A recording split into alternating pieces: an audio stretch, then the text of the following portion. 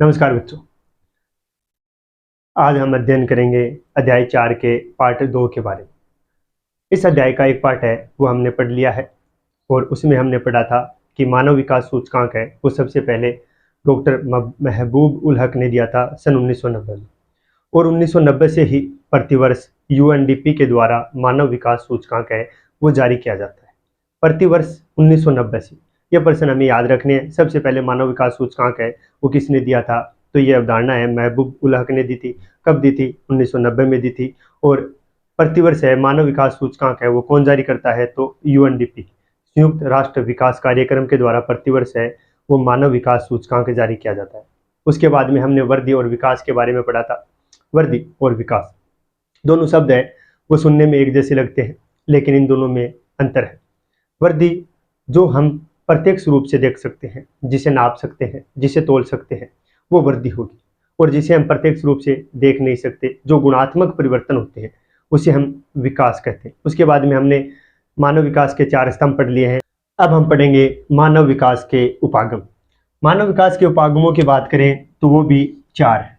हमें याद रखना है मानव विकास के स्तंभ भी 4 है और मानव विकास के उपागम भी 4 है। तो पहला उपागम है आय उपागम। ये मानव विकास का सबसे पुराने उपागमों में से एक है।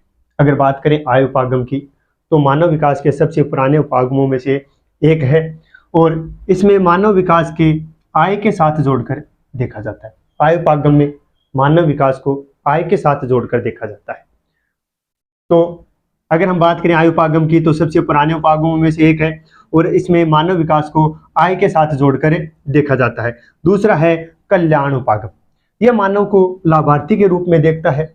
कल्याण उपागम है वो मानव को लाभार्थी के रूप में देखता है, और सरकार जो अपने जनसंख्या को अधिक से अधिक लाभ पहुंचाए, ज़्यादा से ज़्यादा खर्च करे मानव विकास के रूप में, तो ये मानव को है लाभार्थी के रूप में देखता है, तथा सरकार मानव कल्याण पर अधिक से अधिक खर्च कर मानव विकास के स्तर में वृद्धि करने के लिए जिम्मेदार है। कल्याण उपागम के अनुसार मानव विकास में वृद्धि करने के लिए अंतिम रूप से सरकार को जिम्मेदार माना गया है। तीसरा हमारा उपागम है आधारभूत आवश्यकता उपागम। ये उपागम है वो ILO अंतर्राष्ट्रीय श्रम संगठन के द्वारा दिया गया था। याद रखना है अंतर्राष्ट्रीय श्रम संगठन के द्वारा कौन सा उपागम दिया गया है, तो वो है आधारभूत आवश्यकता उपागम। इसमें मनुष्य के लिए 6 प्रकार की आवश्यकताएं, न्यूनतम 6 प्रकार की आवश्यकताएं बताई गई है। पहली है स्वास्थ्य, दूसरी है शिक्षा, तीसरी भोजन, चौथी जलापूर्ति और 5वीं है स्वस्थता और 6ठी है आवास। आधारभूत आवश्यकता उपागम में ये 6 प्रकार की आवश्यकताएं हैं वो न्यूनतम आवश्यकता मानी गई है। अब हम अध्ययन करेंगे 4 नंबर उपागम है क्षमता उपागम।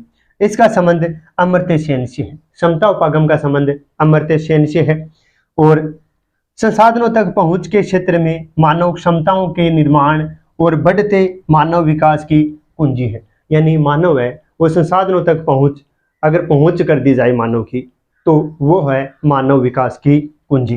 तो ये थे हमारे मानव विकास के 4 उपागम। तो बच्चों अब हम अध्ययन करेंगे मानव विकास के स्कोर के बारे में।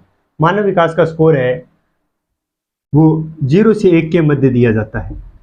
0 से 1 के मध्य मानव विकास का स्कोर है 0 से 1 के मध्य दिया जाता है, और उस स्कोर के आधार पर देशों को विश्व के सभी देशों को है 4 भागों में विभाजित किया गया है।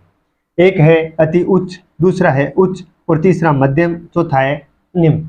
अलग अलग दे रखा है। इस तरफ मानव विकास का स्तर दे रखा है, इस तरफ मानव विकास जो स्कोर प्राप्त कर रखे हैं वो दे रखे हैं, और यहाँ पर देशों की संख्या दे रखी है।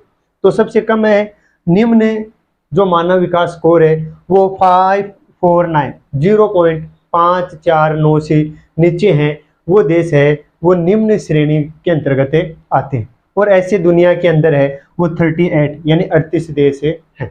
दूसरा है मध्यम, जिसका स्कोर 0.550 से लेकर 0.700 तक है वो देश है वो मध्यम श्रेणी में आएंगे, और ऐसे दुनिया में 39 देश हैं। तीसरा है उच्च, जिन देशों का स्कोर 0.701 से लेकर 0.799 तक है वो देश है उच्च श्रेणी में आएंगे, और ऐसे दुनिया में 53 देश हैं। उसके बाद में है अति उच्च।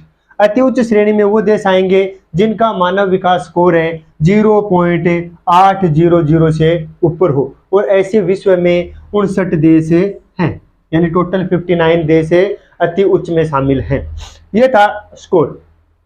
उसके बाद में हम देखें कि सर्वोच्च सूचकांक वाले जो देश हैं उनके बारे में। तो सबसे ज़्यादा मानव विकास स्कोर प्राप्त कर रहा है वो है नॉर्वे, 2 नंबर है स्विट्जरलैंड, 3 नंबर है ऑस्ट्रेलिया। ये देश हमें याद रखने हैं। मानव विकास सूचकांक प्राप्त करने वाले सर्वोच्च देशों में अगर देखें, 1 नंबर है Norway, 2 number Switzerland, 3 number Australia, 4 number Ireland, 5 number Germany, 6 number है आइसलैंड। अगर हम बात करें भारत की, भारत 2018 में 130वें स्थान पर था। ये भी हमें याद रखना। मानव विकास सूचकांक के आधार पर 2018 में भारत का स्थान वो 130वां था। ये था हमारा अध्याय नंबर 4 मानव विकास। आशा करता हूँ अध्याय 4 है वो आपने अच्छी तरह से समझ लिया होगा, और अगर नहीं समझ में आया है तो दोबारा एक बार वीडियो देख ले, अच्छी तरह से आपको समझ में आ जाएगा। और हमारे इस चैनल से जुड़ने के लिए आप सभी का धन्यवाद।